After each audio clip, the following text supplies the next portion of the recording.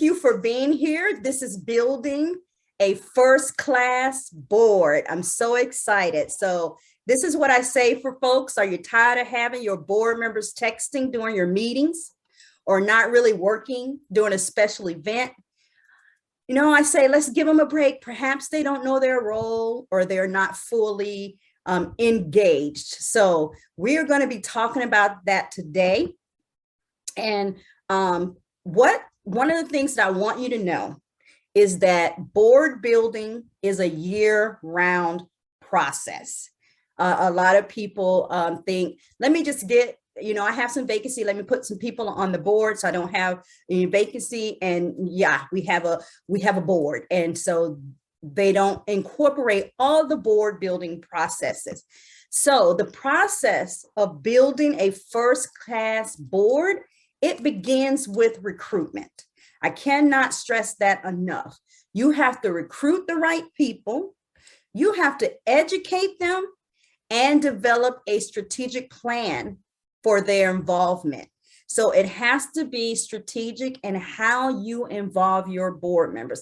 And that's the elephant in the room. It starts with recruitment. So if you're just kind of saying you have a warm body and you're putting them on your board, that is not the right way to do it. And we're going to be talking about that. So, and don't feel bad. I've done it myself. We've all been there and we've all done it. And as we know better, we do better. So I used this approach for over 15 years as the CEO of a nonprofit organization.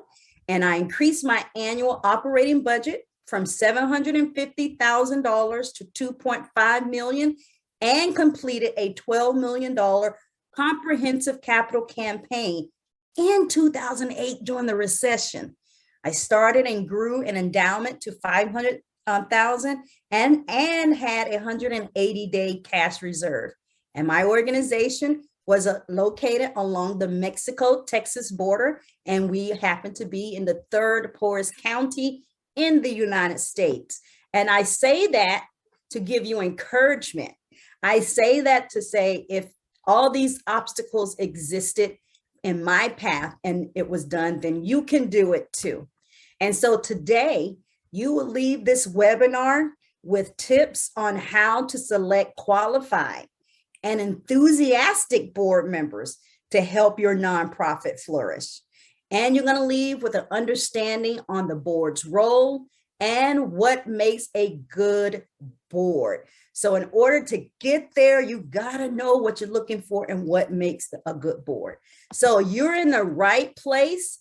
And today's training is perfect for you if you want to have a board that understands their role, have a board that participates in fundraising, have a board with the right people serving. So you're worth it. I want you to close your emails, close the 20 browser windows currently open, close the door, ask the kids, and I say kids because I have my granddaughter here because COVID, school was delayed, or your pets. I have a dog and a cat, and sometimes in the middle of my webinar, they'll come in here, tell them not to kill themselves or each other for the next hour. I promise to get you out of here by 1 o'clock. That is the goal. So before we get started, again, this presentation is being recorded. Please chat any questions and I will answer them in a formal Q&A session at the end of the presentation. And just kind of to ensure a seamless webinar, make sure you check your internet connection and close all your tabs. So I am Sabrina Walker Hernandez. I studied political science and public administration. I obtained a nonprofit management certification from Harvard Business School. And for the last 25 years, I've worked in the nonprofit industry. I worked in direct services. I've worked in operations and I've worked in executive leadership. 2018, I was diagnosed with cancer and felt I needed to retire. And since then, I've been helping small nonprofit staff and board members build relationships that convert into more donations. Now, why do I leave the cancer diagnosis in there? I leave it in there because that was the whole impetus for my company, Supporting World Hope. And as you guys get to know me, the ones that are new to this webinar, you will know that I have a lot of low cost and free services, because my whole goal in starting this business is to support nonprofit professionals, board members like yourself, because it really, on the professional side, it can be very stressful running a nonprofit organization. And the cancers that I got was from stress. Yes, I did what I needed to do to make my nonprofit successful, but it was at a cost. And so I don't want anybody else to have to pay that cost. And as a result, when you signed up for this webinar, you got a password to the VIP resource library, which has a lot of free documents in there. I want you to use that library. The password, if you didn't pay attention to the email, was supporting World Hope with no spaces, capital S, capital W, and capital H. And you can access that from the website, and join us in the Facebook group. We are very active in there. I answer questions. I have a live Q&A. So please take advantage of that, because that is the mission of my company. So what I do is I do workshops, I do board retreats, webinars, coaching, and consulting. So I am using everything that I've learned over those 25 years to get you there faster, because I don't want you stressed out. As much stress as I can eliminate for you, that is what my goal is. So I want you to imagine a day when you don't have to worry about meeting board quorum. Oh my God, do we have enough members? Is everybody on? I want you to imagine a day when there is a waiting list to serve on your nonprofit board of directors. I want you to imagine a day where 100% of your board members are participating in fundraising, and you always have enough to fund your mission. So the one thing that I know, again, it all starts with recruitment. So the process of building a first-class board begins at the beginning, and that's with recruitment. Think about it like this. You're putting together a winning sports team. You recruit talented players that fit the team, and then you can start strategizing about spreading your message through your community. And so you really do have to put some thought into putting together your winning sports team, whether you're in a basketball, football, soccer, or none of them, because I'm not, but I do understand the concept of putting together a winning sports team. You got to have a Michael Jordan. You got to have, look, I'm going to name all the highlight ones, but there are support players too. You got to have all those coming to the table. And so there's a board building cycle, and that board building cycle starts with identifying the right people, cultivating those people if they are not aware of your organization, and cultivation simply means building a relationship with them, then going into recruiting them. And once you recruit them, you got to orientate them, provide an orientation. Then you got to activate them. And activate them means leaning into their strengths, finding out what their strengths are as it relates to fundraising, and then educate them on that process, and then rotate. That's why you have, board terms, or they become chair of this committee or that committee, and you evaluate. So yes, there is a board evaluation process. There is a process to say, did they do what they needed to do? Are they a good fit for this board still? And of course, you have to celebrate. You have to celebrate with your board members when they accomplish their goals for that year. So, it involves more than just filling spaces at the board table. You have to be strategic, and you have to be strategic about identifying and cultivating potential candidates. I want you to spend more time in those two buckets, in identifying and cultivating, before you move to the recruitment, because again and again, I will say recruitment, it begins that is where you start creating your winning team. So in order to do that, you need to assess, you need to know what your board needs are and what your gaps are. You need to capture board member prospects, and you need to develop, yeah, it means recruitment methods and strategies that will lead to the right board members. And I'm not just going to tell you what you need to do. We're going to walk through this, because I hate going to webinars and they say, you need to do this and you need to do this, but they don't tell you how. I'm like, okay, tell me how, because I'm willing to do it, but I need to know how. So we're going to talk about that. So what recruitment methods are you using? This is what you have to ask yourself. Are you selecting board members based on friendships, partnerships, relations, or just because they're a good old boy or a good old girl? If you're doing that, it usually fails to elevate the future needs of the organization. And I call that the Bubba theory. The Bubba theory is when you have your mother, brother, cousin on the board, and they don't come to the table with an area of expertise that you need. And so it's okay to have your mother or your brother or your cousin on the board if they are filling a certain gap and a need for your organization. So, but just to have them there because you put their name down on the 1023 application, and you provide them no training, and then you're frustrated because they don't believe in the mission and the passion as much as you do. That is where you have the problem. Or you're a more established organization and you still put your friend and your partners on the board, and they're not fulfilling the gap, and therefore not fulfilling the role. That's still a problem. So that's the Bubba theory. And what I want you to do is to have an established board. And in order to do that, it requires an in-depth look at what boards and what your board in a whole needs.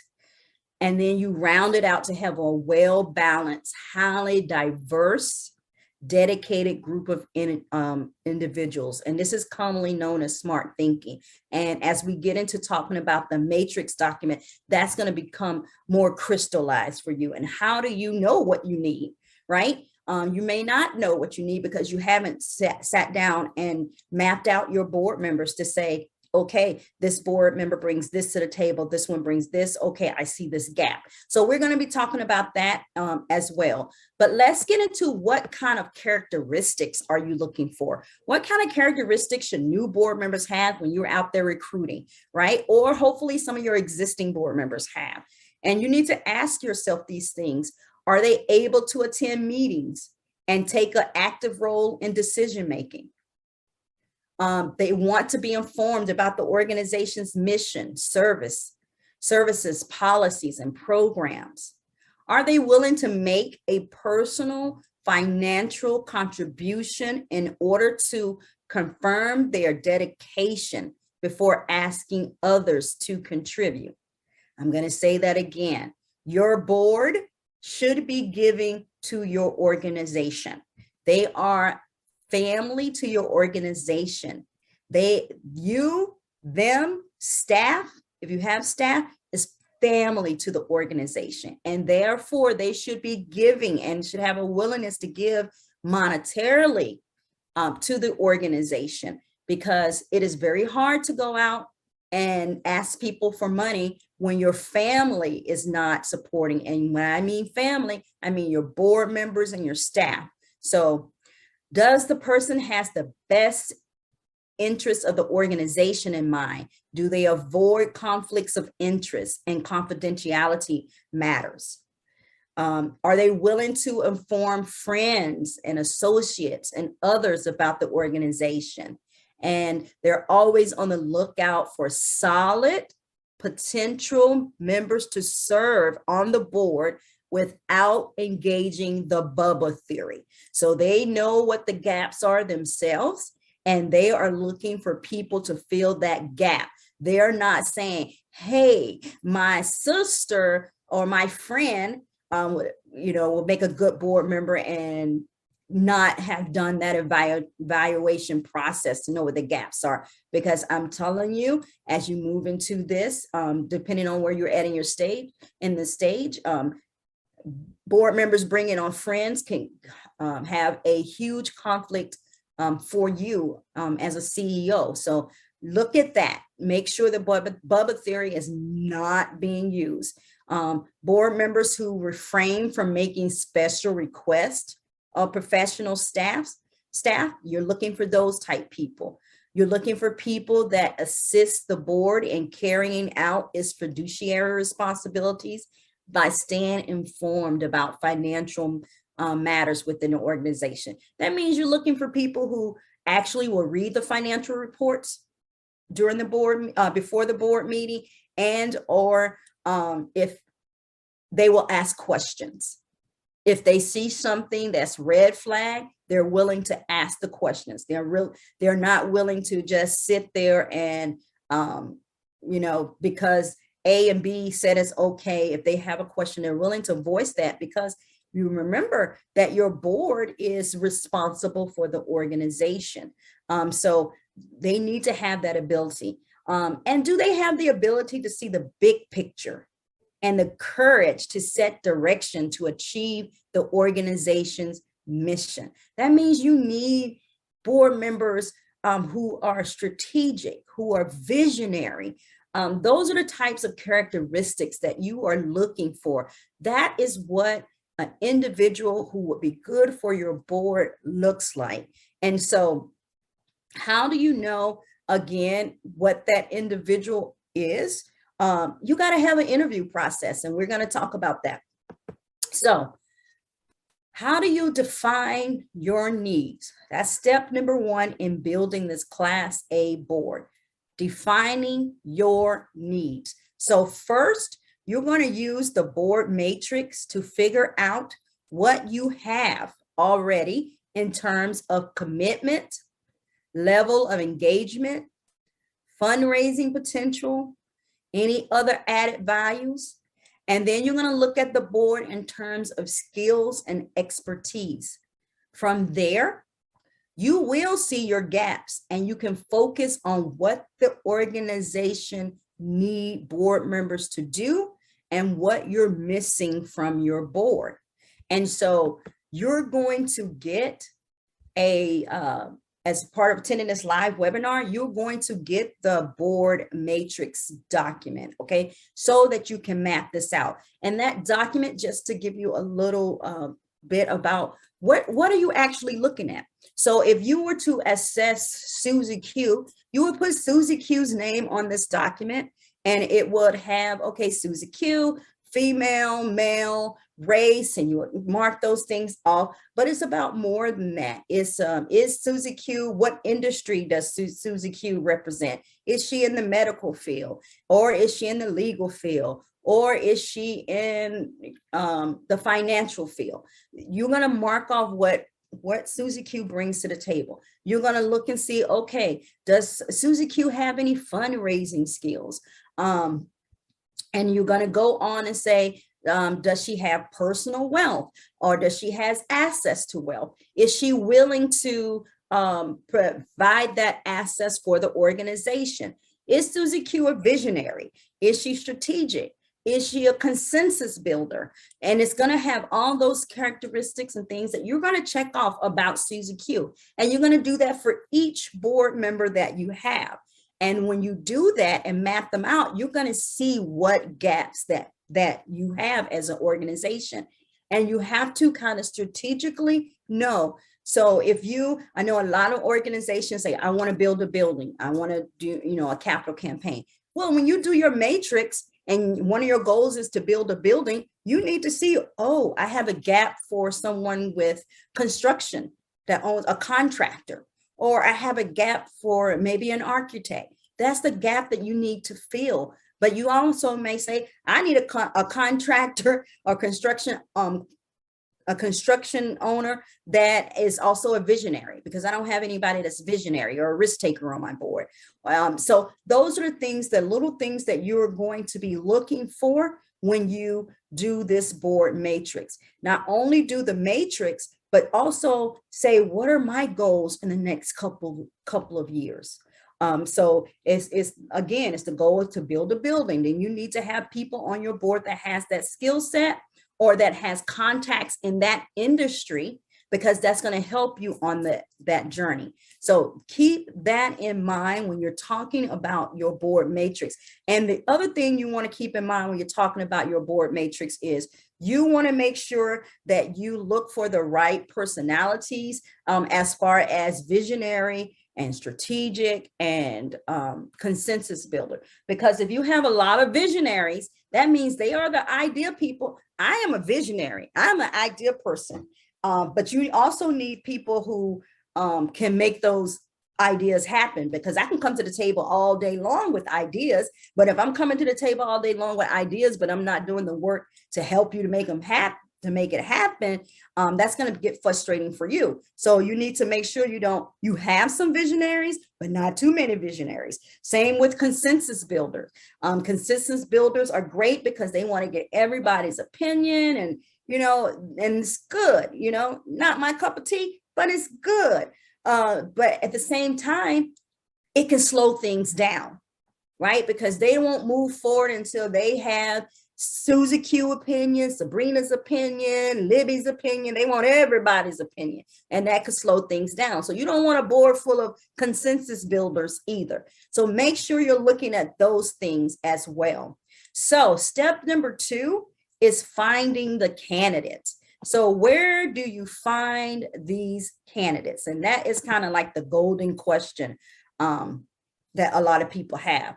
So when you're looking to find and recruit board members, you got to think broadly.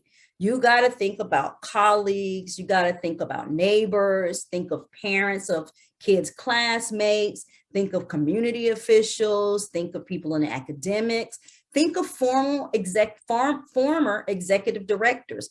I'm a retired executive director. Somebody pulled me in for their board.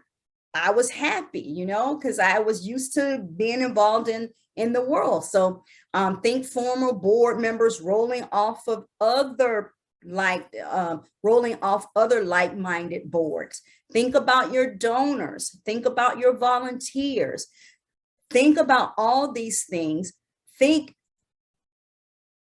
Don't just think about money. Sometimes people like, well, if I can get that guy because he has a lot of money and get him on my board, then that's going to be great. Don't just think about money. Remember that matrix. You got to think about their passion for the mission. You also have to think about people who would not make a substantive commitment, but could be persuaded to join for one term. So I would say this, that is that person out there that is kind of like that community mover and shaker that everybody wants on their board. And they might say, you know what, I'm willing to come on your board, but I'm only willing to come on for a year. Take them, because they can make a huge difference in that year. They can be a real catalyst for board change, and it will be worth it. If they are willing to commit a year to you and your board, take him. It is not a bad thing. Again, they can be a change maker. So the one thing I want you to remember in this is that, remember, your board is a force multiplier for you. So what does that mean? That means as a executive CEO, you can't be everywhere all the time. So you need people to represent the organization in the community. It also means, as a force multiplier for you, is that board member, and each board member comes in with their own network, that they have a circle of influence that is different from yours. And that's why I caution against having family members on the board, because family members tend to know the same people that you know. right? And for your organization to be successful, you have to expand the circle of influence. So you want to have a board member that represents the medical field that can be your access to the medical community. You want to have a board member that's a banker that represents that industry so you can have access to that industry. You want to have a board member that is, in my case, ranching, because Texas, South Texas is big in ranching, so that I can have access to that community. So think about that. Your board is your force multiplier. They're there to represent you in the community because you can't be everywhere all the time, and you don't know everyone in the community. They're there to open that door for you to have access, to lend their credibility to the organization in that circle. So think of it in that way. Now, cultivating is step 3. You have to cultivate potential board members, especially if it's a board member that is not familiar with your organization. You got to get them interested in your nonprofit and keep them informed of your progress. Cast a wide net, share the desired characteristics with your major donors, your partners, and other supporters. Let them know, hey, we're looking, and this is what we're exactly looking for. And solicit prospects from professionals in related fields and other nonprofits. And when we're talking about cultivation and coming up with that list of names, consider a task force. Task force, I love a good task force because a task force comes in for a small amount of time, and in maybe 2 or 3 meetings with a real specific purpose. So if you need to change the dynamics of your board and who your board is, consider a task force. Consider a task force, maybe that someone that represents maybe one of your top donors, a good board member that you have, current board member that you have, someone else in a business community, 3 or 4 people, bring them together and say, okay, we've done this matrix. These are the type of people that we're looking for. These are our gaps. This is the type of characteristics. This is the type of person that we're looking for. And say, with this task force, if we can sit down and brainstorm some names together, and not only brainstorm those names together, once we have that list of names, if you will be willing to connect me, introduce the organization to the people that we have put down on this list, and maybe even be the gateway to set up a meeting so that we can do a board interview, that will be great. But task force will help you, because outside of that, sometimes it's just you as the CEO sitting there and brainstorming yourself, and not again, remember, your circle is small. But if you bring in other people, they will bring in their circle with them and their thoughts with them. And that's why it's great to have a task force. Not a huge task force, 4 or 5 people, meet a couple of times. It could be via Zoom, but the whole goal is to come up with a list of names that fills the gaps that you have. And those people on a task force, think about who they are, so because they can help you connect with certain people. So a good task force will help you a long way on that. So step 4 is screening and selection. So have a very clear, detail-oriented recruitment process. And your recruitment process should not be, how'd you get on this board? Oh, the board chair just asked me and I said yes. And if you're doing that right now, it's okay. As we know better, we do better. You need to have a thorough, but not too thorough interview process. And the CEO must be a part of that interview process. And they, along with the board chair, should have a disproportionately weighted vote. So let's talk visually about that recruitment process. Ask yourself, do you have an application in place? A board member application. Do you have a nomination committee in place? Are you interviewing your candidates? During the interview, are you setting the expectation of board giving and fundraising? Is there a signed board member agreement with clear expectations around fundraising? This would be a good recruitment process. Have a board application. So that's just not, it's more than the board chair says, do you want to be on this board? And I said, yes. And then I showed up and I was on the board. No, it's the board chair saying, we have a slot open and we're taking several applications. And I would like for you to put in an application to be considered for a board position. Very different context. It puts the control back to your organization.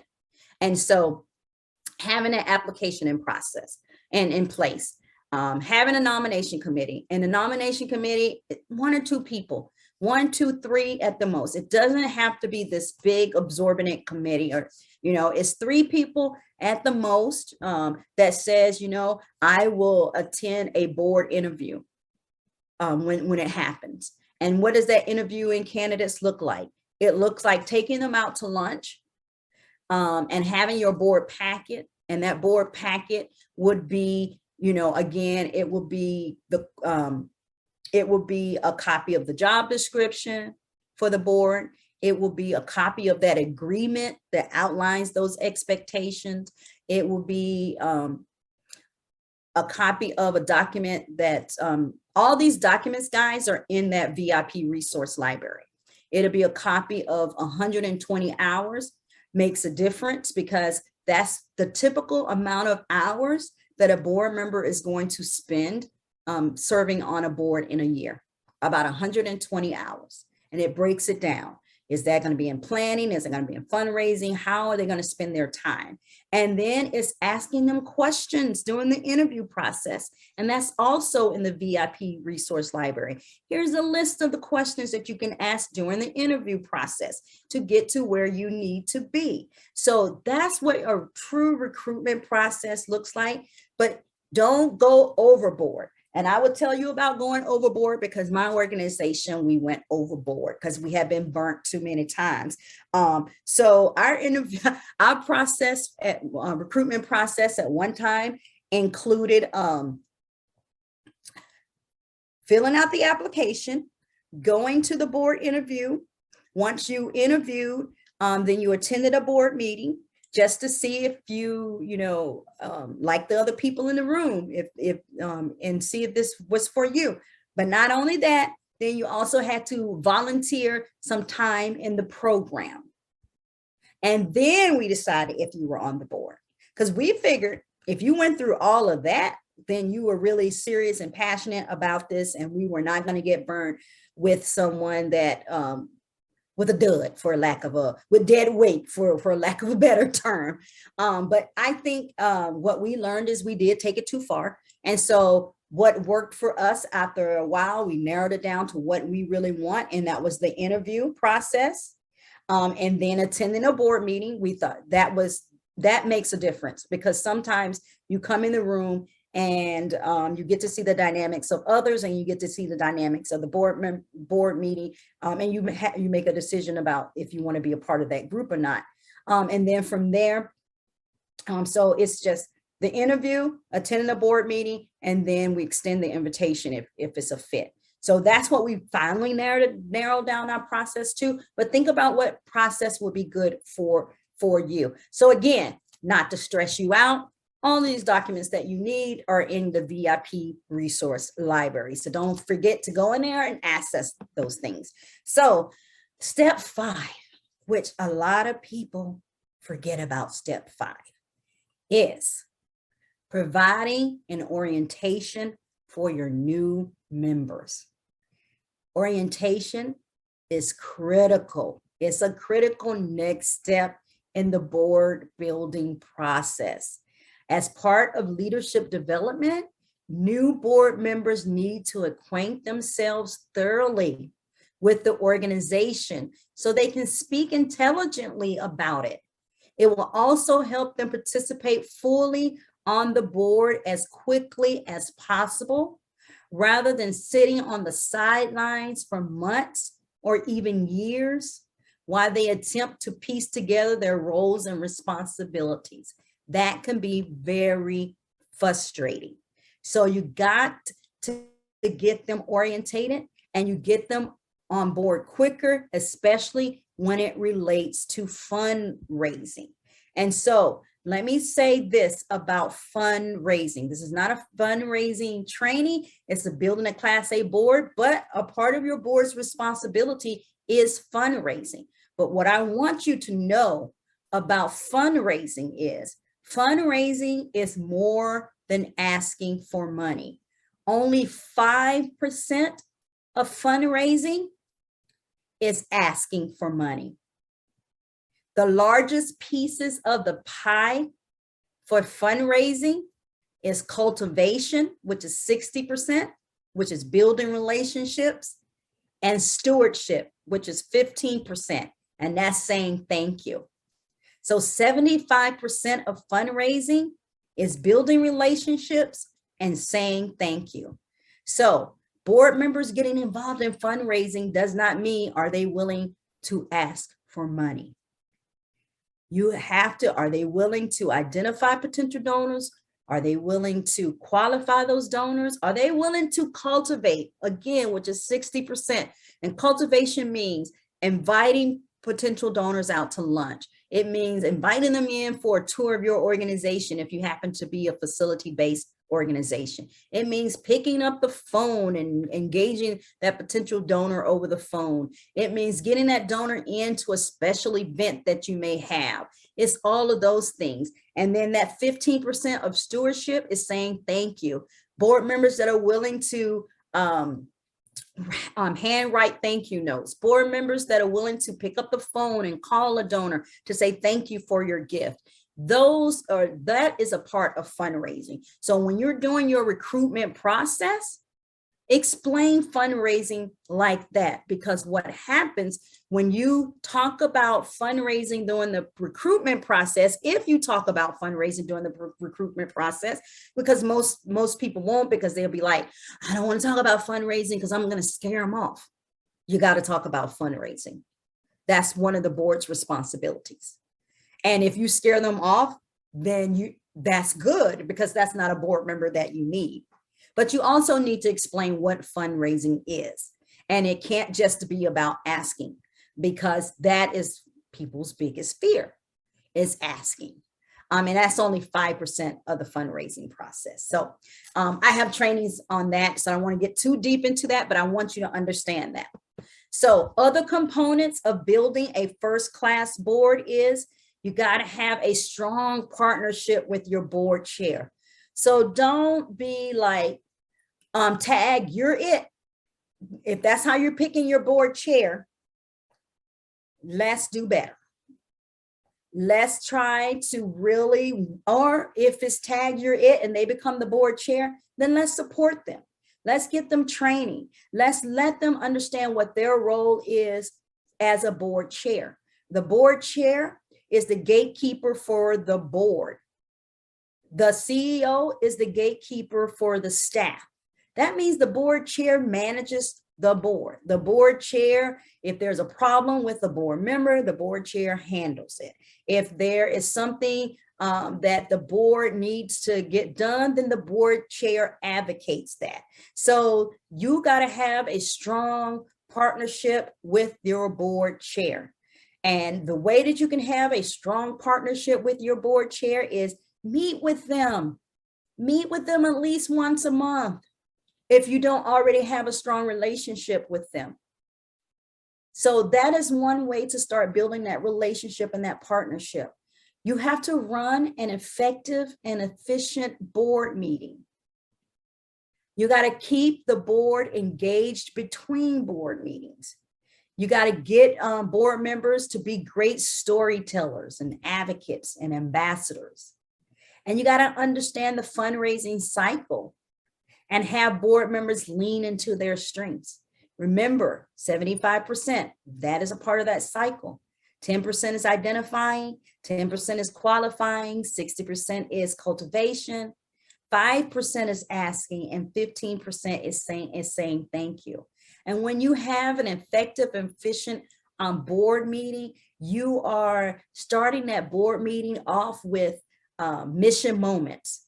That means you have a client that comes in and shares a story about how the organization is supporting them. And it doesn't have to be, a client come in and just ramble. It could be, the board asks them questions. How do you enjoy this program? What have you learned from the program? And then they tell their story, because what's going to happen is the board is going to remember the stories. We are a storytelling culture. We won't remember the statistics, but we will remember the stories. And if you start off every board meeting with a story, 5 minutes of the agenda with a story, it is going to change the dynamic of the board. Why? Because they can be advocates and ambassadors in the community, and they will share that story of that client that they heard at the board meeting when they're talking about what they do for this organization. And if you have 12 meetings, that's 12 stories. If you have 4 meetings, because you meet quarterly, that's 4 stories. You're equipping your board members. So these are all components of building a first-class board. So I want you to remember those things. And if you say, I don't know how to do the agenda, or I don't know how, what that looks like, I want you to mark your calendar for the first Wednesday of each month at 12 noon, because these are the things that we're going to be going over. February, we're going to be going over, how to find and keep first-time donors. March is going to be getting your community behind your nonprofit. And April is going to be less talk, more strategy, how to run an effective board meeting. May is going to be unlock the secret of saying thank you, a key to fundraising success. Remember, 15% of the fundraising process is saying thank you. And then in June is the power of telling your nonprofit story. July is going to be board and staff partnerships. And in August, I'm really excited about this one too. It's going to be Christmas in July, how to get ready for the end of the year. And then in September is maximizing your special event. So each of these webinars build upon each other, so that all the things that I talked about today, if you're like, I don't know how to run an effective meeting, we're going to be talking about that. Or, I don't know how to do stewardship or cultivation. All of that's going to be talked about as we go along on this journey. So hopefully we got something out of today. So today I promised you tips on how to select qualified and enthusiastic board members to help your nonprofits flourish. I said that we were going to get an understanding on the board's role and what makes a good board member. So those things were addressed, I hope, and I know there's some questions in the chat that I am going to be addressing. So what I want to say though is that you have 2 choices, right? A is you can keep Googling and going down that rabbit hole, or you can fast track your results to building a first-class board. And how I can help you is I've set aside some time in the next 72 hours to speak to you personally about how you can apply the ideas to your life today. Whatever challenges, what are your biggest challenges you're facing in fundraising and building board engagement and developing your board, I've seen them and I know how to overcome them. And so together on a fundraising strategy planning session, we can go over 3 things.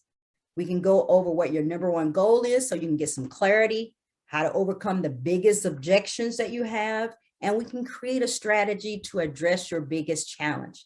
And it's absolutely free. Again, remember the mission of my company. So who is this perfect for? It's perfect for you if you're the one recruiting new members to your board and you're the one putting together the strategic plan because your board doesn't even know about what the organization does or what it's supposed to do. So all they say is, whatever you think is fine. It's for you if you got big plans. And in fact, you got a much bigger vision for your nonprofit than where it is now, and you're ready to go. It's time to add staff, eliminate a waiting list, add or expand a program, or maybe even kick off a capital campaign so you can get that facility that you want. But the board you have now is holding you back. I'm guessing it feels overwhelming and stressful to feel like you're the only one in charge. You'll always feel like you're dragging your board along for the ride. It's for you if you want to know how to get the board members involved in fundraising. And it's for you if you're just me and you don't know where to start.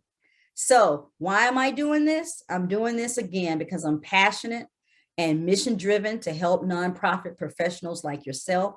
I also know how I've been able to help others like you who are struggling with board and fundraising. And I know I can help you with a fundraising strategy planning session. It's as simple as that. This fundraising strategy session is by application only. Again, I've blocked out some time. You can go here and you www.supportingworldhope.as.me breakthrough call. I leave that up there for a little while so you can see that.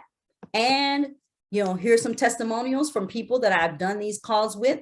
This was Emily. She said, I had great news. I called one of our longtime board members to ask him to give and to be a cheerleader for the board contribution. And he was 100% on board. And she said, I'm going to be making an ask at the next board meeting and plan on following up with phone calls to board members to check in and gauge their response. And this one is from Marseille. She says, I didn't know where to start. Having someone in my corner that I could bounce questions off of helped me with my mission, my purpose, and really helped me define that niche that I was looking for to help me arrive at a better picture. So honestly, those calls are free. I actually enjoy doing those calls. And so now we're going to do the Q&A. I am going to stop the share.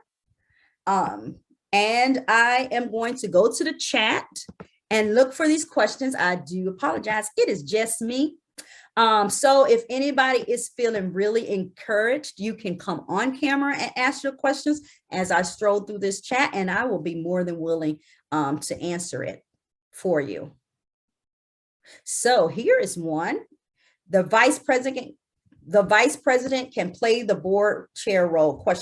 Yes, the vice president can play the board chair role if you don't have that board chair role field, and that's usually specified in your bylaws. So make sure you go back to your bylaws, but traditionally, most bylaws says the vice president will serve in that role when there's a vacancy of a board chair. So Erica says, Erica, this is directly to me, but is it okay, Erica, if I read this out loud? So Erica didn't say yes or no, so I'm gonna assume that's consent. So she says, I'm new to the organization as an executive director, and I don't know many people in this town. Can I rely on my board to find those new board members, or should I pursue it myself? So I'm so glad you asked this question, Erica. So you can engage your board around getting new board members. But more importantly, Erica, what I want to say as a new executive in a new community, you need to get out there and you need to network as well. And that will also give you a pool of people that you can keep in mind. So people need to know who you are as the CEO of the organization, because you, as a CEO, you are the face and should be the face of that organization. So when they see you coming, they should immediately think of your organization. And their reaction should be, oh my God, here she comes, which is not a bad reaction. That's me. Oh my God, here she comes. She's going to ask me for something for the organization. They should know you are all about your organization. So get out there, network at your chamber events, network at all those business mixers, join a Rotary or Kiwanis or Optimus. I'm going to say Rotary because I'm a Rotarian. So I'm a little biased towards Rotary. So get out there and network and start getting to know the community. Help your board members in that capacity. And if you want to get rolling really quick, set up a task force. Talk to your board and say, I'm new. I would love to set up a task force with not only just board members, with some other folk to see about who in your community could serve. So that's where I would start at, Erica.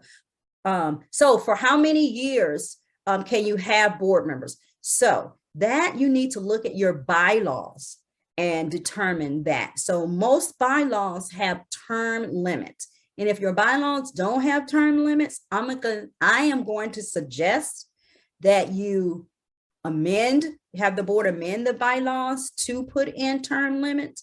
And term limits is usually 1 year, 2 year, or 3 year terms. And the reason why I say you need term limits is because when you bring on I use term limits in this way. When I brought on a new board member went into a 1 year term slot. That meant that they're new.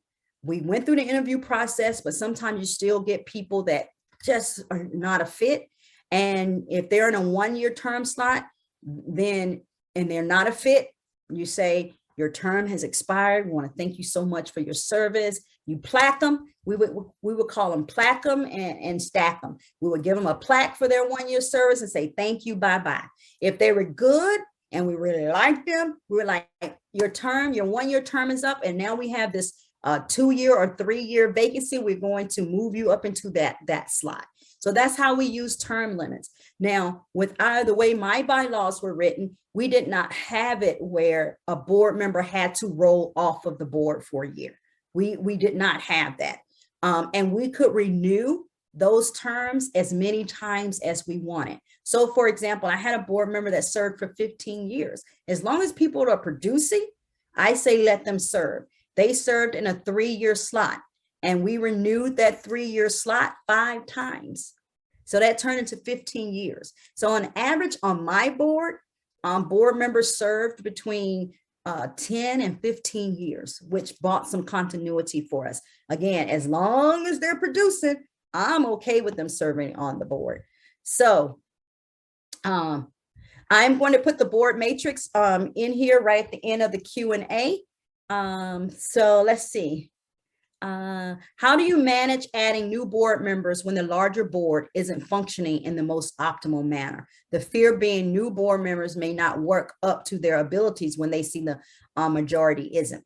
So at some point you have to bring on, in the recruitment process with the new board member, you have to be honest. You have to say, we have some room to grow with our board.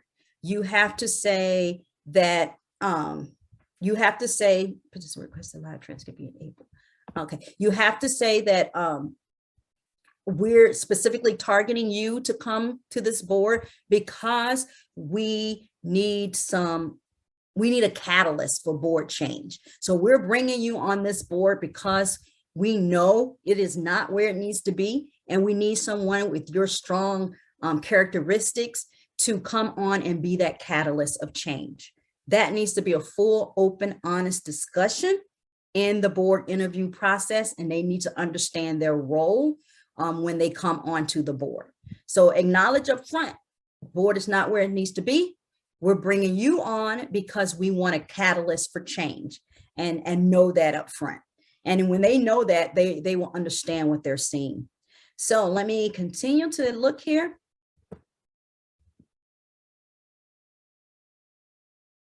So I'm going to read this one. It says, best way to say to a board member that you as a board chair feel that the committee, their work they are working with is the right fit for them, and you would like them to move to another committee.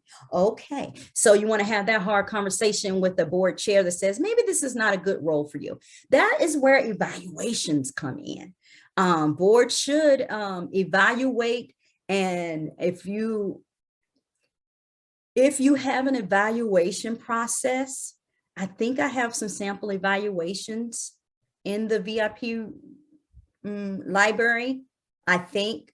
It may not, it might be in that board kit. But if the board is evaluating themselves and you have some pretty much standard questions, and they can realize on their own, perhaps, that they are not fulfilling the role that they need to on that committee. And if you don't have that in place, it's simply having that conversation. But you have to do it in a tactful way because it is the board chair. So you have to be, so I think I really need help on committee XYZ. And I know you're chairing committee A, but where I think your skill sets and where I really need help is X, Y, and Z. So I'm asking if you would be willing to chair X, Y, and Z, and then we can have Sabrina chair committee A, because we know that you are limited on your time. And so I really want you to help me get committee X, Y, and Z going, because that is your strength and your skill set. So that's how you have that conversation. That's how you play that role.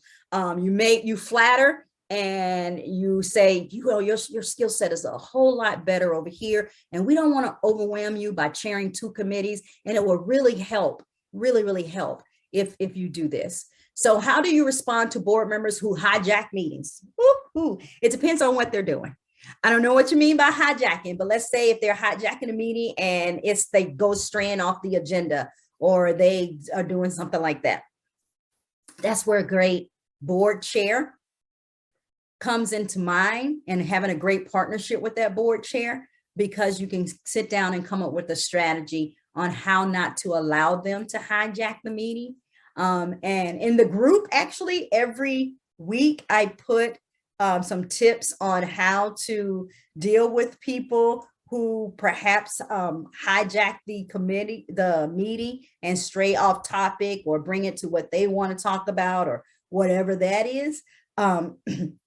So it's having an agenda and it's sticking to that agenda. It's having an agenda, have that agenda be timed, and not only have it be timed, have who is going to be speaking at that point, right? So that's one way. Having a good board agenda will keep people from hijacking your meeting. So, and the VIP password is supporting World Hope, capital S, capital W, and capital H. Let's see. I think that is it, except 5 new messages came down at the bottom. So,